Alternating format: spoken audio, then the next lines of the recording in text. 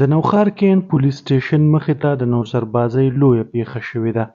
د بجلۍ او ګیس بیلونو ادا کولو په مد کې د خلکو نه د اومني په نوم په لکونو روپۍ تروړل شوي او بیا د عوامو نه د پیسو راټولونکی تن تښتېدلی دی. د لکونو روپو نه محروم کړل شوو متاثرینو د نوښار پریس کلب مخې ته احتجاج کړی او غوښتنه یې کړې ده چې پولیس دې د مجرمانو خلاف کاروایي وکړي.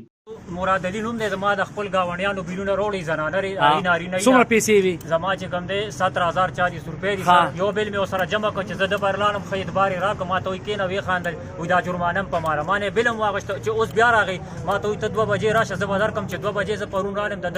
دوکان ته تاله ونه،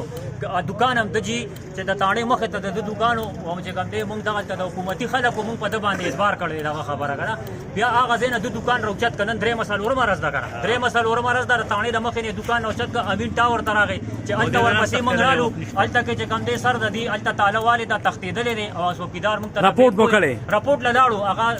طارق صاحب موږ ته ووایي چې داسې خبره چې تاسو لږ صبر وکړئ، که زه سړی راولم نو لکه زه به بند یې کړم. ما دې پرون هم بند کړو، د چا دغه هغې بیا پرېښې مو په دې وجه چې دې پیسې پوره کړې وړي چې موږ تاسو له مسلات کو پیسې درکړو که نه. اوس موږ ورته وی راپورټ ولیکه، موږ مخکې چې ایس پي صاحب ناستو هغه له هم ورغلو، هغه ووایي چې یاره تاسو دې له وروسته ورشئ، د لاندې افسر سره خبرو کوئ، هغه ووایي چې دوی به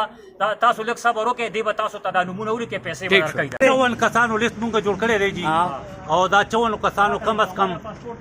15 लाख روپۍ جوړیږي او د دې نه زیات اوس مونږ دا پوه شو، د بخبر ذرایع نه دا پوه شو چې یاره هغه پاسپورټ هم ارجنټ جوړ کړی، اپلای ورته کړي دي. مطلب دا چې دا بار تښتي د دې خلکو نه کم از کم 50-60 लाख روپۍ بیلونه د بجلۍ او د ګیس ټولې پیسې والي د تاڼې مخې ته دی، تاڼې والا شوی او بیا یې پرېښودو، د تاڼې والا پرون نیولی اومني خلاف دی او دا پیسې دونه زیاتې دي، 47-45 زما پیسې دي او غیب شوی دی او سرجنټ هغه جوړ کړی دی، نو موږ دا وایو چې هغوی باندې داسې کاروایي وکړي چې هغه بهر لاړ نه شي، به زموږ پیسې سرمس خان ما نه 27,000 روپۍ د بیله د بجلۍ د دوکان مونږ چې هلته ورغلو تاڼې له هغوی وایي چې تاسو بار کښېنئ او 12 بجې به راځي، 12 بجې هم تېرې شوې، بیا وایي 1 بجه به راځي،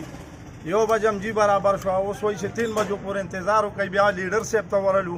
لیډر صاحب ورته وایي چې د دوی دا راپورټ تاسو ولې نه لیکئ؟ ویې لیکئ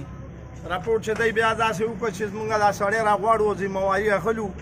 او دا وایو چې یاره مطلب دی له خپلې پیسې ورکړي، یو پسې به ټیلیفون کوو راځو تاسو